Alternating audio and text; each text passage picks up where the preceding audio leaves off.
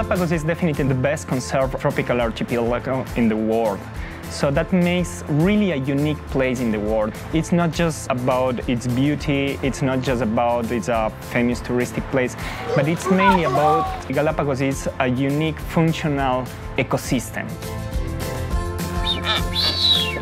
The Galapagos National Park and the Charles Darwin Foundation invited Google to the Galapagos Islands to collect imagery for both scientific applications and management of the islands.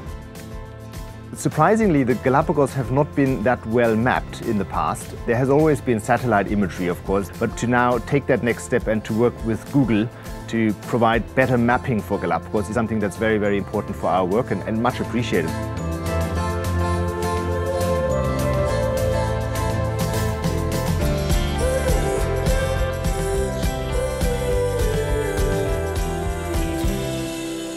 First time, first trekking in Galapagos, so let's see how it goes.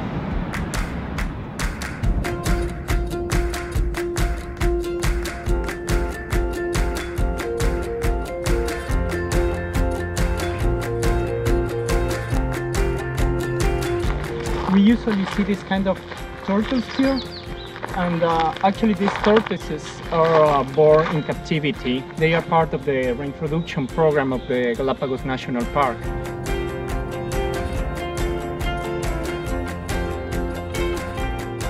Doing research in Galapagos is a very, very tough task. So if there is some way to capture as much information as possible and then having this information collected and available for researchers, it's just great because you can minimize the costs of field work. Invasive species have always been the biggest threat to the Galapagos archipelago. Invasive species are plants and animals that don't belong here, but once they are here, they often turn into a threat for the endemic and the native wildlife. We are brushing off the remains of Humadatus and Minas de Azufras on Isabella Island, and we're getting rid of all of these plants before we take it on to another island, and we're just trying to get all the seeds, all the plant matter off.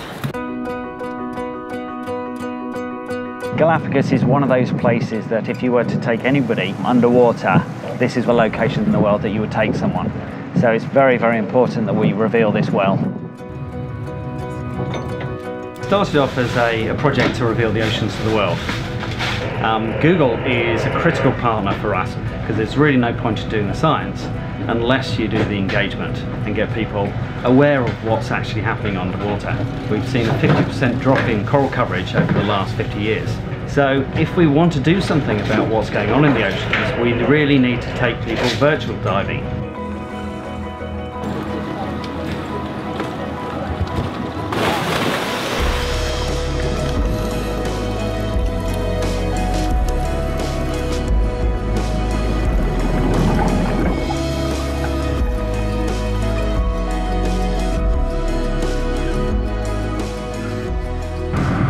Probably around 50 sea lions, so it's almost like a big ball of sea lions around it.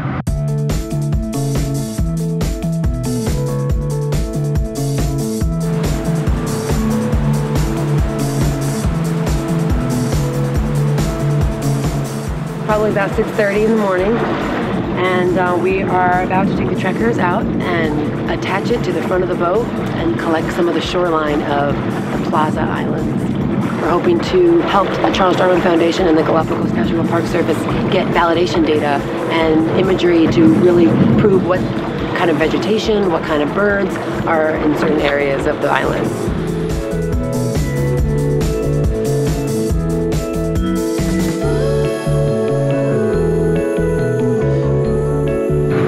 This morning's dive will be a very interesting dive because Galapagos is famous for its currents.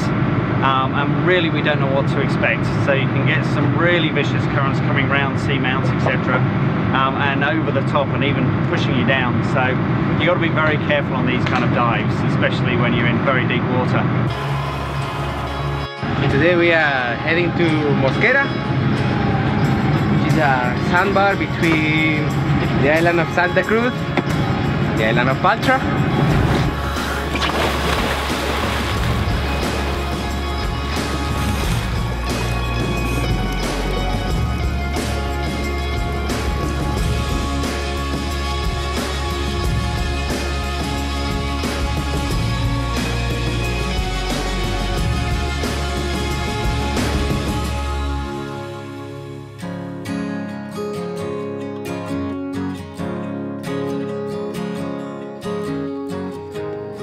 Well, we're here at the horse base camp, and we're about to go up to the top of the crater.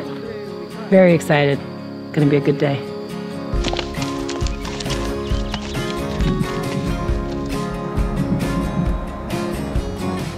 It's a pity that it's closed. It's closed now because otherwise, if it's open, it would be an amazing view here. But let's see if we are lucky, and later we maybe have some sun.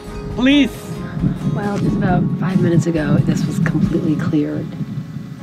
There was no fog. You could see the steam. You could see the sulfur. You could see all the lava. And how does it look up there? Daniel, can you hear me? Yeah, hear you. Loud and clear. It's amazing. Geologists will love us for the years to come. I'm so sorry you are not here.